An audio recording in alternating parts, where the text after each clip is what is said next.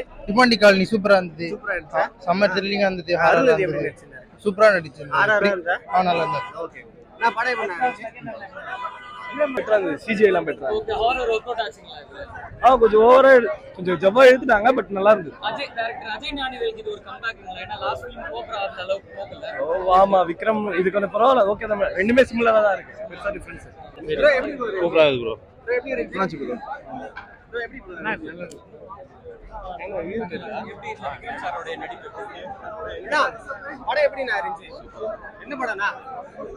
தங்கள் okay okay. தெரியல confusion. எப்படி ப்ரோ? படம் நல்லா இருக்கு. மக்களோட வாழ்வாதாரம் நல்லா இருக்கு படம். Thank you.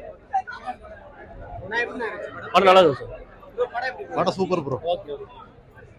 நான் படம் எப்படி இருந்துச்சு? ப்ரோ படம் எப்படி இருந்துச்சு? படம் சூப்பரா இருந்துச்சு. கம்பேர் பண்ணி எப்படி இருந்துச்சு? ஃபர்ஸ்ட் பார்ட் ஆக்சுவலா நான் பார்க்கல. ஆனா அந்த பார்ட் பத்தி எல்லாமே சொல்லியிருந்தாங்க. First part and second part ரெண்டும் கம்பைன் பண்ணி சூப்பரா எடுத்திருந்தாங்க. அருள்நிதி ஆக்டிங் எப்படி இருந்துச்சு?